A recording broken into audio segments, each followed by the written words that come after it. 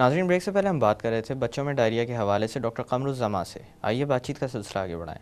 Doctor صاحب، جیسے کہ بات ہو رہی تھی ڈائریا کی، اور آپ نے بتایا تھا کہ اس کی وجوہات عموماً وائرل ریزنس ہوتے ہیں جس کی وجہ سے.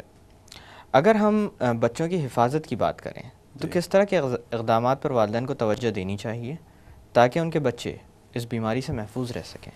دیکھیں، میں نے جیسے پہلے عرض کیا کہ سب سے پہلے تو یہ ہے کہ ماں کا دودھ دینا چاہیے. آپ نے ابھی قوت مدافعت کی بات کی تھی. جی.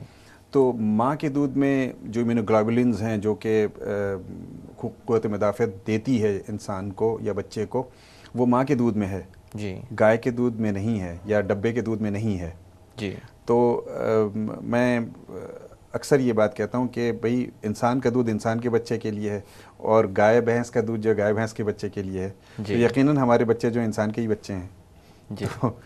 تو وہ ایک تو وہ دودھ یعنی بریسٹ فیڈنگ ہر بچے کو کرانی چاہیے، پروموٹ کرنی چاہیے. جی ہاں، ہم اس کے بہت بڑے ایڈوکیٹ ہیں. ہم اس کو کہتے ہیں کہ ہر وقت وہ کریں. دوسری پرسنل ہائیجین، صفائی. ایک تو ہاتھ کی صفائی آپ رکھیں. دوسرا یہ کہ جب بھی کوئی بھی چیز آپ فوڈ ہینڈلنگ کر رہے ہو تو ہاتھ صاف کر کے، بوٹل یا یوٹینسلز جو کھانے کے جو برتن اور جو چمچے ہیں وہ سارا صاف ہونا چاہیے. دوسرا پانی، پینے کا پانی جو پانی استعمال کیا جاتا ہے، پانی صاف پانی ہونا چاہیے. اگرچہ منرل واٹر نہیں جو افورڈ کر سکتے ہیں تو پانی بوائل کر کے پئیں. جو بھی نل کا پانی ہے تو نل کا پانی لے کر کے بوائل کریں، کیونکہ اکثر جو ڈائریا کے جو جراثیم ہے وہ پانی سے ہی آتے ہیں. مثلاً اگر آپ لے لیں سالمونیلا، جارڈیا یا شگیلا یا ایکولائی، تو یہ سارے پانی میں آ رہے ہوتے ہیں. تو اگرچہ ہم پانی کو ابال لیں تو یہ سارے جراثیم مر جاتے ہیں، اور یہ مر جائیں گے تو پھر جو ہے آپ مطلب کہ آپ ایک حد تک پریونٹ کر رہے ہوں گے. دوسری بات یہ کہ آج کل موسم گرم ہے تو فروٹس جو ہے آج کل کیا، وہ تو ہمیشہ ہی فروٹس اور ویجیٹیبلز جو سبزیاں ہیں یا پھل ہیں ان کو اچھی طرح سے دھو کر کے کھانا چاہیے. سڑک پہ آپ جا رہے ہیں، جو ٹھیلے پہ بیچنے والا ہے اس سے فالسے ہیں، لوگ لیتے ہیں اور لے کر کے کھا رہے ہوتے ہیں وہیں. جی. وہ اب اس میں کتنی مکھیاں بیٹھ رہی ہیں اور کتنے اس میں جراثیم ہیں، وہ کہاں سے درخت سے ٹوٹ کر کے آیا اور ویسے ہی رکھا ہوا، اس نے دھوئے تو نہیں ہے. تو آپ کھا لیں گے تو پورے جراثیم کو آپ نے پیٹ کے اندر بالکل ڈائریکٹلی پہنچا دیا اور وہ جا کر کے اپنا وہ کام دکھا جائے گا. تیسری بات یہ کہ آج کل گرمی ہے تو کھانا جو ہے ہم لوگ مثلاً کہ میٹ پروڈکٹس یا ڈیری پروڈکٹس کوئی بھی ہے، گوشت یا دودھ کی بنی ہوئی کوئی بھی چیز، مثلاً مٹھائی ہے، دودھ ہے، دہی ہے، اس کو فریج میں رکھیں، کیونکہ گرمی میں اس کے اندر بیکٹیریاز تیزی سے بنتے ہیں یا کھانا خراب جلدی ہوتا ہے. کھانا خراب جلدی ہو جائے گا. جی ہاں. تو ایک تو یہ کھانے کے جو ہے اس پہ آپ کریں. دوسرا یہ ہے کہ جو فوڈ ہینڈلرز ہیں، کوئی بھی آپ باہر سے کھانا لیتے ہیں، آپ کو نہیں پتہ کہ وہ کھانا جو ہے وہ جو کھانا پکا رہا ہے وہ سب کتنی صفائی سے کر رہا ہے. تو اس لیے گھر کا کھانا جو ہے وہ پروموٹ کریں. خاص طور پہ بچوں کو تو گھر کا کھانا ہی دینے چاہیے. اور اپنا جو نیوٹریشس ڈائٹ ہے وہ دیں، کیونکہ نیوٹریشن بہت امپورٹنٹ ہے. اگرچہ نیوٹریشن کی کمی ہوگی تو امیونٹی کم ہوگی، قوت مدافعت کم ہوگی. قوت مدافعت کم ہوگی تو ڈائریا ہوگا. مثلاً کہ میل نیوٹریشن ہوگی تو بچوں میں ڈائریا ہوگا.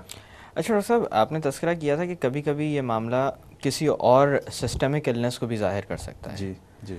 تو اس حوالے سے میں آپ سے پوچھنا چاہوں گا کہ جیسے پیٹ کے کیڑوں کا آپ نے تذکرہ کیا، جی، اسی طرح سے کچھ اور بیماریاں بھی ہوتی ہیں جس میں لیکٹوز انٹالرنس وغیرہ آ جاتا ہے، جس کے اندر بار بار بچے کو دست ہو رہے ہوتے ہیں. جی.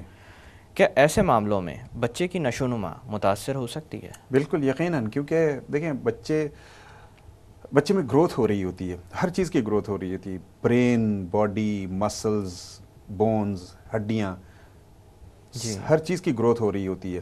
تو آپ اگر اسے نیوٹریشن نہیں دیں گے، مثلا اگر ڈائریا ہو رہا ہے تو نیوٹریشن تو ساری نکل رہی ہے نا، تو میل نیوٹریشن ہو رہی ہے. میل نیوٹریشن ہوگی تو ظاہر گروتھ پہ، نشو و نما پہ اثر پڑے گا. تو ہمارے یہاں جو بچے جو کہ میل نرشڈ بچے ہیں، آپ ان کی گروتھ دیکھیں گے وہ کم ہوتی ہے. ان کے مینٹل جو فیکلٹی ہے وہ بھی کم ہوتی ہے. ان کی آئی کیو کم ہوتا ہے کیونکہ انہیں نیوٹریشن نہیں ملا. تو اس لیے ہمیں چاہیے کہ ضروری نہیں ہے کہ ہم صرف گوشت ہی کھائیں، ہمیں نیوٹریشن کو جو ہے پروموٹ کرنی چاہیے، اور نیوٹریشن جو کہ اس ایج اسپیسیفک ہو، مثلا کہ بچہ اگر گرو کر رہا ہے تو اسے پروٹین پروموٹ کرنی چاہیے، پروٹین دے زیادہ. پروٹین ضروری نہیں کہ گوشت میں ہی ہے، دال میں بھی پروٹین ہے، بینز میں بھی، لوبیا میں بھی پروٹینز ہیں، وہ بھی ہم دے سکتے ہیں. جی یہ اور بات ہے کہ دال جو ہے اب گوشت سے بھی تقریباً گوشت کی برابر ہو گئی جتنی ہے قیمت ہو گئی. جی ہاں. تو اچھا ڈاکٹر صاحب، اسی طرح سے میں ایک چیز اور آپ سے جاننا چاہوں گا کہ لوگوں میں ایک کانسیپٹ اور پایا جاتا ہے کہ غذا ٹھنڈی اور گرم ہوتی ہے، اور جو چیزیں گرم کنسیڈر کی جاتی ہیں وہ آپ زیادہ کھا لیں تو دست ہو جائیں گے. یہ بات کس حد تک درست ہے؟ نہیں، بالکل اس میں کوئی سچائی نہیں ہے، کیونکہ ٹھنڈی گرم کوئی چیز نہیں ہوتی ہے. وہ چیزیں جیسے میں نے آپ سے کہا کہ آپ غذا میں ایک تو پروٹینز آپ دیں، فروٹس دیں، جو سیزنل فروٹس ہیں وہ تو بالکل دیں. اللہ تعالیٰ نے بنائے اسی لیے ہیں کہ جتنے پھل ہے موسم کے لحاظ سے، مثلا آج کل گرمی کا موسم ہے، آپ دیکھیں تربوز ہے، جی، خربوزہ ہے، یہ ابھی کے لیے اللہ تعالیٰ نے بنائے اس لیے کہ اس میں بہت فلوئڈز ہیں اور بہت بہت اچھے ہیں، اس میں بڑے اینٹی آکسیڈنٹس بھی ہیں جو کینسر سے بھی پریونشن کرتی ہے. تو اس طرح کے مطلب کہ ہمیں نیچرل فوڈ جو ہے نا اس کو پروموٹ کرنا چاہیے، خاص کر موسمی پھلوں خاص کا کر استعمال. موسمی پھل، سبزیوں کا استعمال کرنا چاہیے. اور اپنا بچوں میں جیسے میں نے کہا کہ پروٹینز بھی آپ ساتھ میں دیں زیادہ. ڈاکٹر صاحب، علاج کے حوالے سے میں پوچھنا چاہوں گا کہ او آر ایس کا آپ نے تذکرہ کیا تھا. جی جی.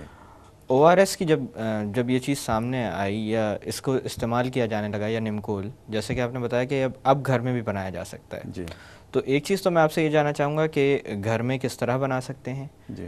اور کس ایج کے بچے میں اس چیز کا استعمال دستوں کے ساتھ فوری طور پر شروع کر دینا چاہیے؟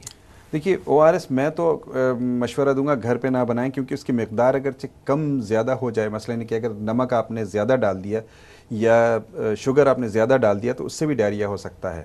جی. تو پہلے WHO نے، ورلڈ ہیلتھ آرگنائزیشن نے یہ او آر ایس جو ہے گھر کے لیے ریکمینڈ کیا تھا، لیکن اب یہ ہے کہ وہ ہائپر آسمولر ہوتا ہے، تو اس لیے بہتر یہ کہ پیکٹ میں جو آتا ہے آپ وہ استعمال کریں. جی.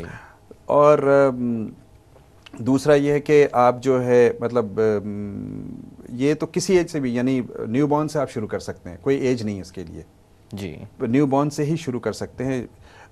یعنی بریسٹ فیڈنگ پہ جو 2 سال نہیں، شروع کے ابتدائی 6 مہینے جی، جس میں بچہ ماں کے دودھ کے علاوہ کچھ اور نہیں پی رہا ہوتا، جی، تو اس کے اندر بھی سٹارٹ کیا جا سکتا ہے. بالکل. اگر اس کو مطلب 8 سے ایک بچہ ماں کا دودھ پی رہا ہے اور اس کو 8 سے 10 سے بھی زیادہ اگر سٹولز ہو رہے ہیں، واٹری ہے، اور یعنی ڈی ہائیڈریشن کے علامات ہیں، تو بالکل شروع کرنی چاہیے. اور ڈاکٹر سے اپنے رجوع کریں، ڈاکٹر بہتر جج ہوں گے بتانے کے لیے کہ آیا ڈی ہائیڈریشن ہے یا نہیں ہے. تو مطلب یہ کہ او آر ایس تو آپ نے دینا ہی دینا ہے. جیسے میں نے عرض کیا کہ جسم سے جو ہے نمکیات نکل جاتا تو نمکیات نکلنے نہیں دینا چاہیے. اور عمر کے 2 حصے، یعنی کہ 2 ایکسٹریمز، جیسے کہ ایک بچہ اور ایک بوڑھا بزرگ، تو ان میں جو ہے نا الیکٹرولائٹس اگر امبیلنس ہو تو بہت خطرناک ہی ہو سکتا ہے، یعنی کہ ایون کہ اس سے موت بھی واقع ہو سکتی ہے. ڈاکٹر صاحب، میں تھوڑی دیر کے لیے باتوں کا سلسلہ روکتے ہیں. جی ناظرین، وقت ہوا ایک چھوٹی سی کمرشل بریک کا. بریک سے واپس آ کر اس حال کی بیماری کے متعلق مزید بات کی جائے گی. Stay with us.